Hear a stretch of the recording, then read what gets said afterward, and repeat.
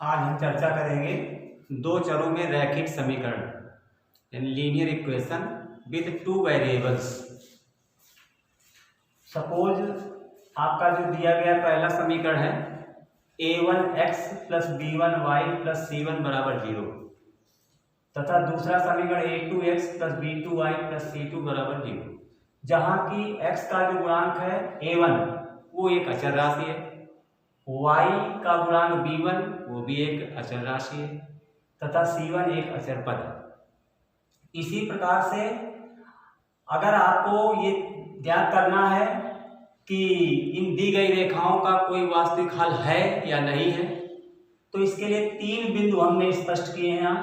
पहला, यदि a1/a2 ≠ b1/b2, तो ये रेखाएं जो होंगी वो एक दूसरे को सिर्फ और सिर्फ एक बिंदु पर ही प्रतिच्छेदित करेंगी और इस दशा में इनका एक अद्वितीय हल, एक यूनिक सॉल्यूशन होगा। If a1/a2 ≠ b1/b2, then the given lines have a unique solution and these lines intersect at least one point.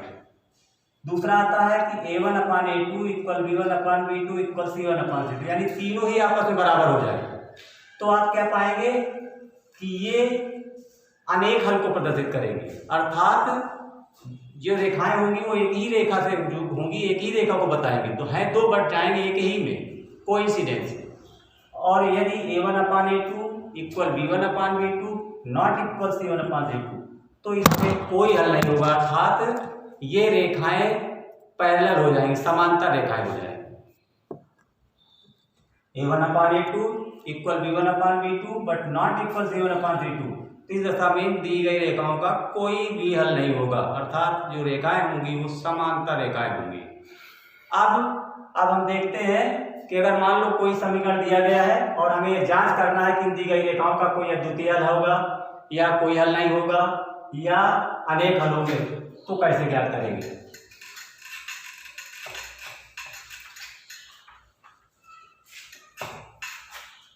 जैसे मान लीजिए दिए गए समीकरण है x + y = 4 तथा दूसरा समीकरण दिया गया है आपके पास 3x - y = 7। ये दो समीकरण दिए गए।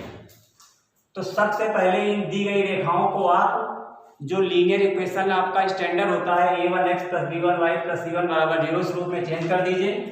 तो जो आपका दिया गया है x + y ये हो जाएगा -4 = 0 तथा जो दूसरा समीकरण दिया गया है 3x - y, इसको भी पक्षांतर कर लेंगे, -7 = 0।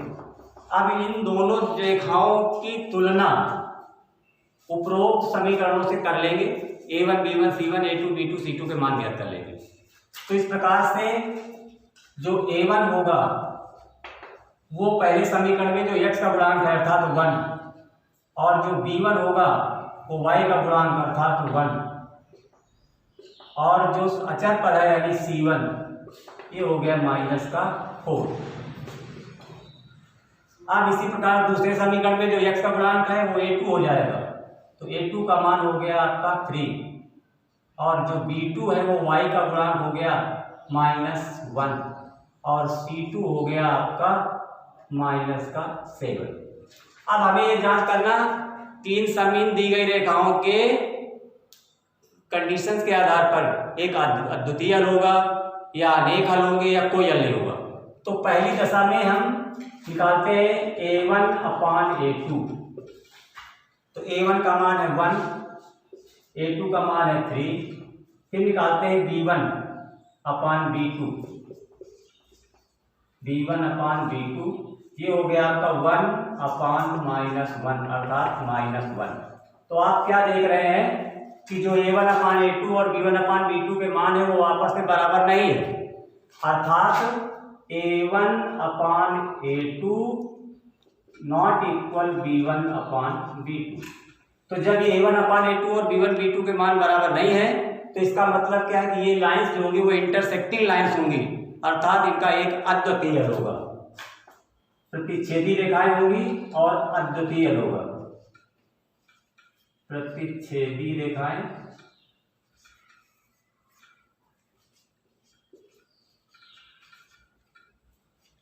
और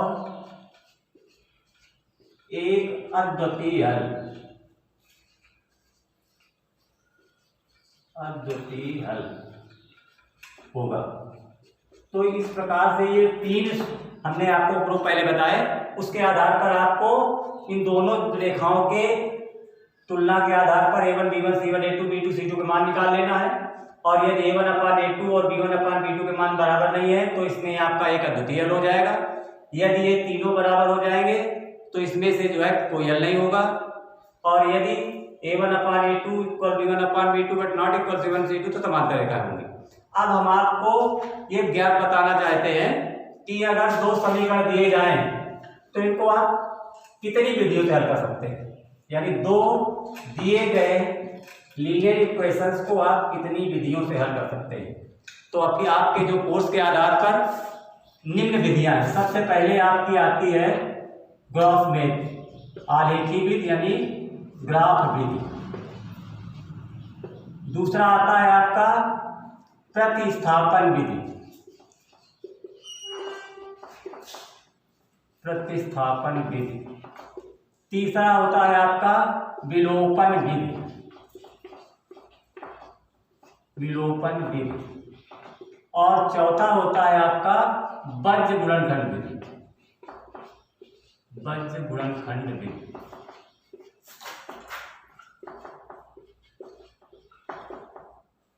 ये चार विधियां आपको पढ़ना है आपके कोर्स के आधार पर। तो आज हम चर्चा करेंगे प्रतिस्थापन विधि के बारे में। अगर दो समीकरण दिए जाएं और आपसे कह दिया जाए कि दिए गए समीकरणों को प्रतिस्थापन विधि से हल करें तो आप उनको कैसे हल करेंगे, इसके बारे में जानकारी करते हैं।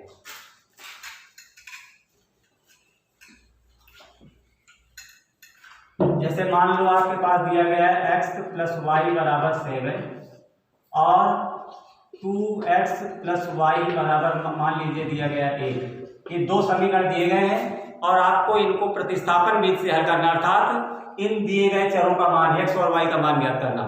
तो सर्वप्रथम इन दिए गए समीकरणों में किसी भी एक समीकरण को आप लेते हैं और उसमें एक चर का मान दूसरे चर के पदों में ज्ञात कर लेते हैं। तो मान लीजिए आपके पास पहला समीकरण दिया गया है x प्लस वाई बराबर 7। अब इसमें आपका उद्देश्य है या तो आप x का मान y के पदों में ज्ञात करें या y का मान x के पदों में ज्ञात करें। इसके लिए हम x बराबर 7 y का जब ट्रांसपोजिंग करेंगे तो माइनस वाई। अब ये जो आपने x का मान ज्ञात किया, इस मान को आप जो है दूसरे समीकरण में प्रतिस्थापित कर दीजिए। तो जो दूसरा समीकरण दिया गया है आपका 2x प्लस वाई बराबर 8 और आपने x का मान ज्ञात किया है 7 माइनस वाई, तो इसमें आप x की जगह पर उसका मान रखते हैं। तो 2 इंटू 7 माइनस वाई और ये आपका दिया गया प्लस वाई बराबर 8।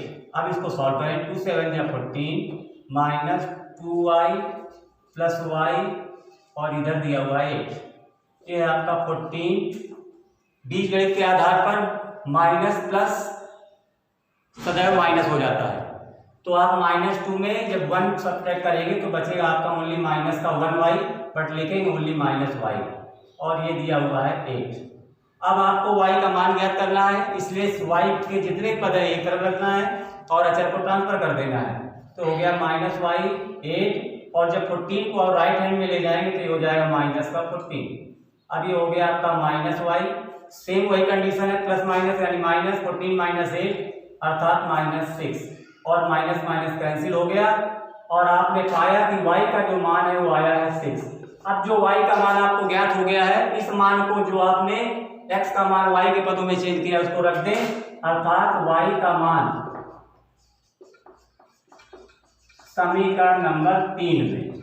और समीकरण नंबर तीसरा है आपका x बराबर 7 माइनस वाई। तो x बराबर 7 माइनस वाई का मान आपने ज्ञात किया है 6। तो ये हो गया आपका x 7 माइनस 6 1 अर्थात x का मान हो गया 1 और y का मान हो गया 6। अगर आप अपनी संतुष्टि के लिए चाहें तो इसमें उत्तर की जांच भी कर सकते हैं। If you want to check your answer you can also verify by putting the value of x y in both the equations. You will find that left hand side and right hand side must be equal, then your solution will be right. That's all.